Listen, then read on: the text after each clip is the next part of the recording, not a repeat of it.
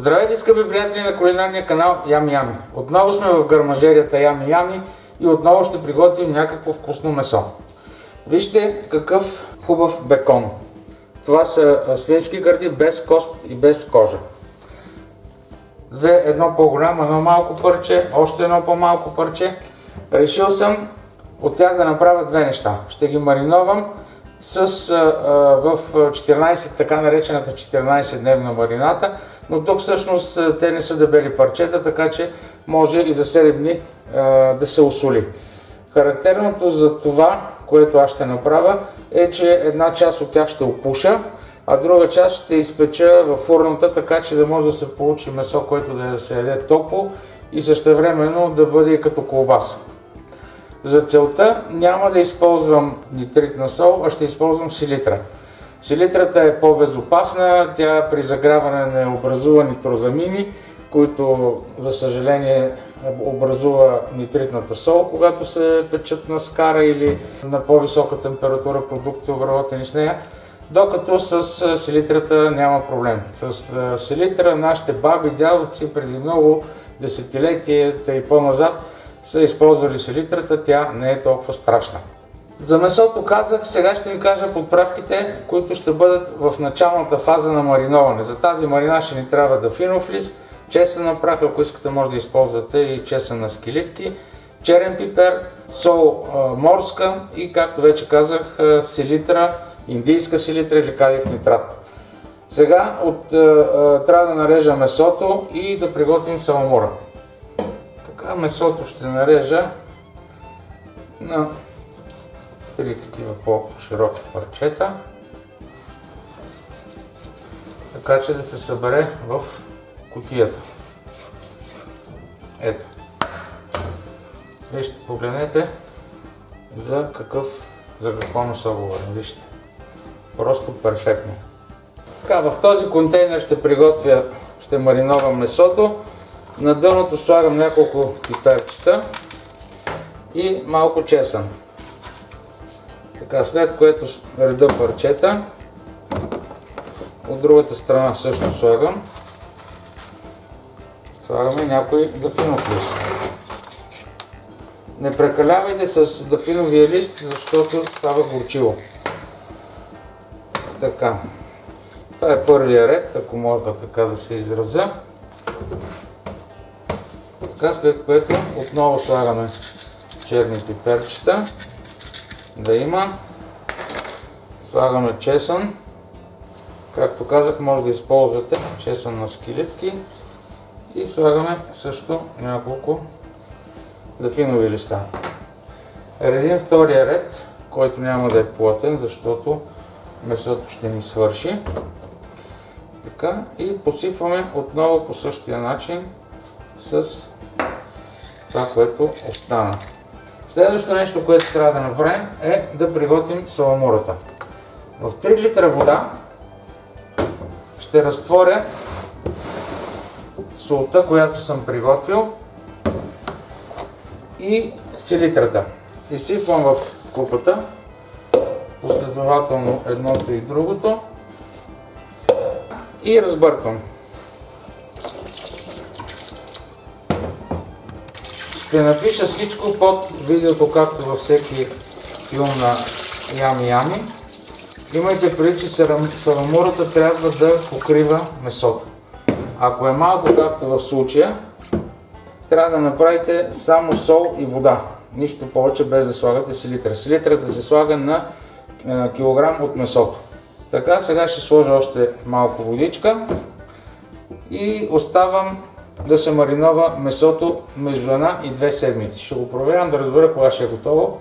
Както вече казах, вижте, тук не е покрито месото, затова направих още 1 литър вода.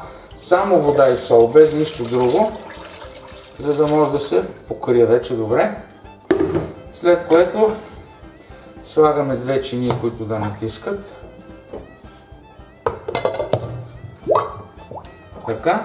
Искам да ви кажа, на всеки 2 дни месото трябва да се обръща обратно и така докато се маринова изцяло. Здравейте, скъпи приятели на кулинарния канал Ями Ями. След 10 дни мариноване на нашия бекон, който ще печем. Както вече знаете, ще правим печен бекон.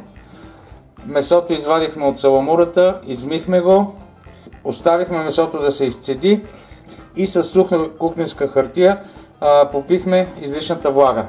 Сега месото вече е готово за термична обработка. Преди това обаче искам да ви кажа, че тъй като месото беше мариновано с селитра, няма никакъв проблем да се пече на температура, каквато си пожелаем. Затова може да се опече примерно на 170, на 180 градуса, да стане като печено месо, или може да го направим като колбас. Като колбас аз ще го изпеча на 110 градуса и ще ви кажа защо. Защото при 110 градуса това месо и без това има малко мазнина, няма да изтече, ще се запази и ще бъде по-сочно. Единственото нещо, което трябва да направим, е малко да му придадем цвят отвън и още малко вкус. Аз съм смесил предварително пушен червен пипер и обикновен червен пипер, с който ще посипя месото, и с прясно смлян черен пипер. А вие, ако искате, може да сложите и подправки, каквито си пожелаете. Поръсваме отгоре с червен пипер, както ви казах, смес от сладък червен пипер и пушен червен пипер, и разтриваме добре по месото. Просто да се получи добро подправено. Не прекалявайте с пушения червен пипер, защото когато е в повече, той започва да горчи. Ако ви се получат грудки от черния пипер, тогава сложете малко олио или зехтин и ще размажете по-лесно, ще получите по-равномерен цвят. Разтрийте добре месото, грудките ще се разтворят от мазнината и ще стане по-равномерно. Така следва черен пипер.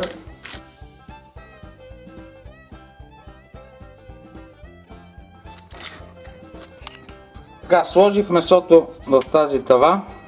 Вижте, отдолу съм сложил скара.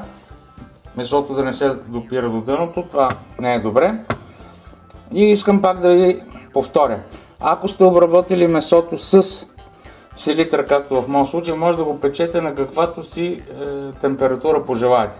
120, 140, 150, 200 градуса, но ако е правилно с нитритна сол повече от 110 градуса, не пускайте фурната, защото тогава се образуват тези опасни нитрозамини, които, за съжаление, са канцерогенни. Аз реших да изпеча месото, да го направя като колбаса. Затова ще го печа на 110-120 градуса. Така, ето тук виждате, това е пиката на термометъра, с който съм определил температура 71 градуса. Когато в средата на парчето месо температурата достигне тази температура, термометъра ще ми сигнализира и месото вече ще бъде готово. Така, от него като изстине ще направя колбаса. А вие, ако искате да го печете топло, като печено, да го консумирате, го изпечете на по-висока температура. Слагам в предварително загрята фурна на 110 градуса. Ще печа докато стигне в средата 71 градуса. Предполагам, че това ще стане за час и половина до 2. Ето, скъпи приятели, какво получихме след 2 часа печене. Точно 2 часа се пече месото, докато в центъра достигна температура 70 градуса. Вижте колко апетитно изглежда. Може да се яде и сега. Аз ще оставя парчето месо да изстине, да се оплътни и ще го нарежа като колбас утре. Ето го нашето парче печен бекон, което изпекахме, мариновахме, изпекахме във фурната, оставих в хладилника да се стегне, да стане като колбас. Вижте колко добре изглежда от всякъде. Изпече се точно за 2 часа. Сега е време да го опитаме. Ще го отрежа първо от дългата страна, за да видим какво има вътре.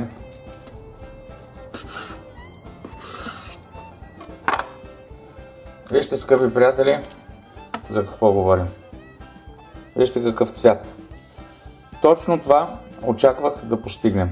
Сега ще отрежа още няколко парчета, за да го опитаме.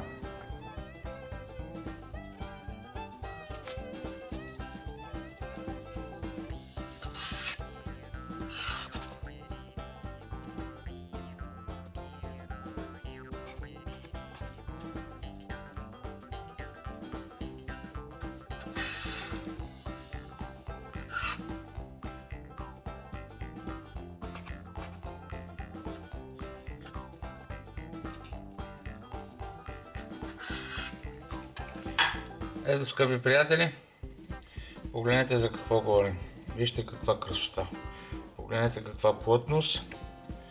Просто е невероятно. Нарязахме няколко парчета за презентацията. Вижте, погледнете каква пластичност. Това си е просто един перфектен колбас. Сега да опитаме на вкус. Искам да ви кажа, че това е повече от перфектно. Въобще не се усеща липсата на пушек. Вариантът с пушен пипер е много удобен, много сполучлив и ви препоръчвам. Видяхте колко лесно става, нищо трудно няма. Ще си направите и за празник, и не за празник. Много хубав колбас. Ако ви е харесал филма, оставете по един лайк и се абонирайте за канала. Хубавото предстои. От мен всичко хубаво, бъдете здрави!